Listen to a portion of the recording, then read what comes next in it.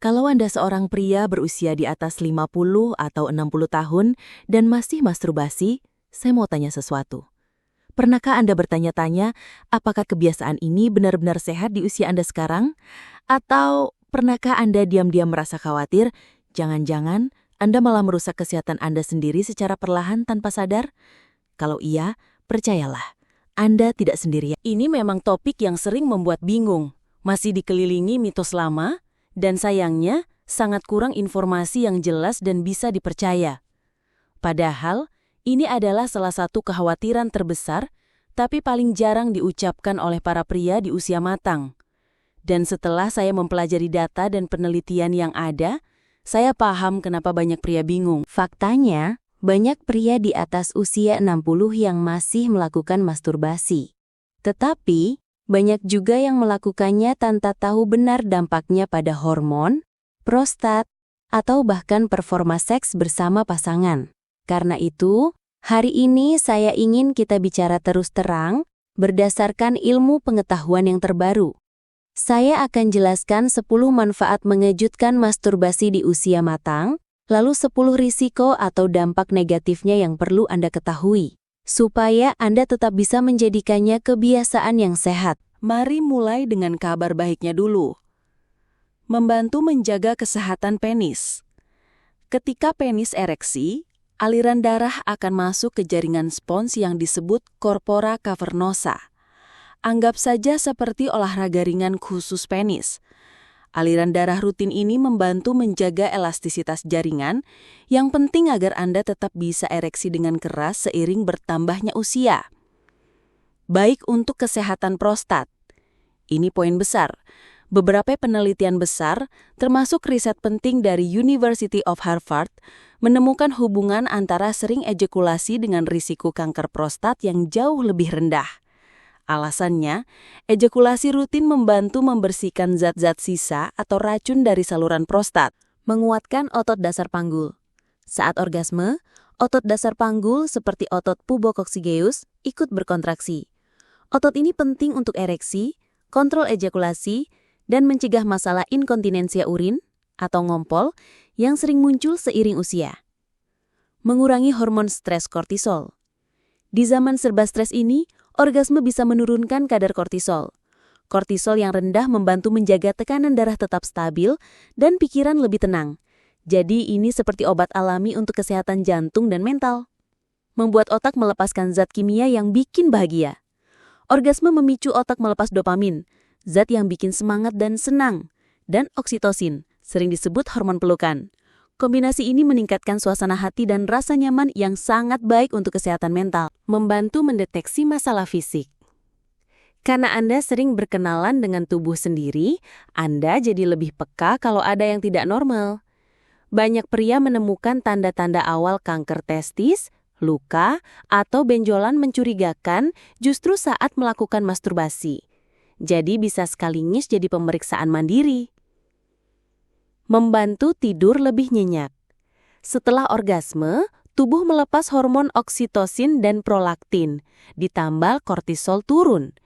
Kombinasi ini bikin tubuh rileks dan memudahkan Anda terlelap dalam tidur yang dalam dan pulih, sesuatu yang semakin susah didapatkan di usia lanjut. Melancarkan sirkulasi darah di area panggul. Selain penis, masturbasi juga membantu aliran darah di seluruh area panggul. Ini mendukung kesehatan kandung kemih, prostat, dan otot sekitar panggul, sehingga mencegah masalah akibat sirkulasi darah yang buruk. Bisa jadi sarana latihan kontrol ejakulasi. Bagi pria yang suka mengalami ejakulasi dini, masturbasi bisa jadi ruang latihan. Anda bisa mencoba teknik stop-start untuk belajar membaca sinyal tubuh dan mengendalikan kapan mau ejakulasi. Manfaatnya bisa terasa saat bercinta dengan pasangan. Menjaga gairah dan jalur saraf seksual tetap aktif.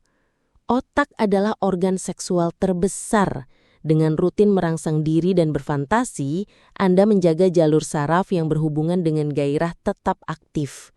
Ini membantu menjaga libido tetap hidup, meski mungkin tidak punya pasangan tetap. Tapi, jangan cuma fokus ke sisi baiknya. Supaya tetap sehat, Anda perlu paham risikonya juga. Ini dia 10 risiko atau dampak negatif yang perlu Anda perhatikan. Isolasi sosial.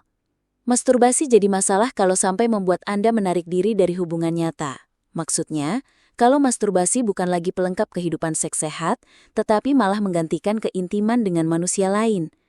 Solusinya, sadarilah batasannya. Jadikan kebiasaan ini pelengkap, bukan pengganti. Luka mikro di kulit. Kalau masturbasi terlalu kasar atau tanpa pelumas, kulit bisa lecet atau robek kecil. Luka kecil ini bisa membuat iritasi atau infeksi. Cara menghindarinya mudah, selalu lakukan perlahan dan gunakan pelumas berbahan dasar air. Desensitisasi. Kalau Anda selalu merangsang dengan cara, tekanan, dan ritme yang sama, otak bisa terbiasa hanya dengan rangsangan itu. Akibatnya sulit merasakan rangsangan berbeda dengan pasangan. Solusinya, sering-sering variasikan cara, ritme, dan fokus. Menutupi masalah disfungsi ereksi. Kalau Anda hanya bisa ereksi saat masturbasi, tetapi tidak bisa saat bersama pasangan, jangan abaikan. Ini bisa jadi tanda masalah serius, misalnya penyakit jantung, diabetes, atau masalah hormon.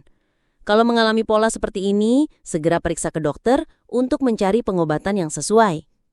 Saraf tertekan akibat postur yang salah.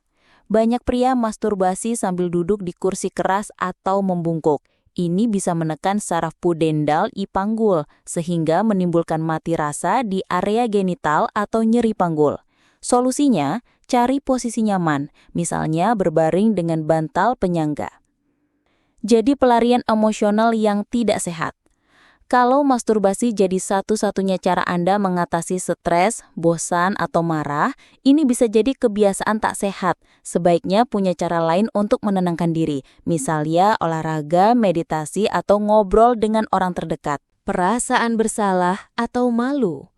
Banyak pria dibesarkan dengan norma agama atau budaya yang membuat masturbasi seolah tabu atau kotor. Kalau perasaan ini bikin Anda tertekan, cobalah bicara dengan konselor atau terapis yang berpikiran terbuka, supaya bisa melihat kebiasaan ini secara lebih netral. Kongesti panggul. Kalau terlalu sering ejakulasi, misalnya berkali-kali dalam sehari dalam waktu lama, bisa memicu rasa berat atau nyeri di testis atau panggul.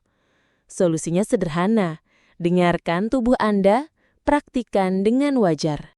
Kualitas sperma bisa turun sementara. Kalau Anda sedang berusaha punya anak, sering ejakulasi setiap hari bisa membuat konsentrasi sperma menurun sementara. Ini tidak merusak kesuburan jangka panjang. Tapi untuk kualitas optimal, para ahli menyarankan jeda 2-5 hari.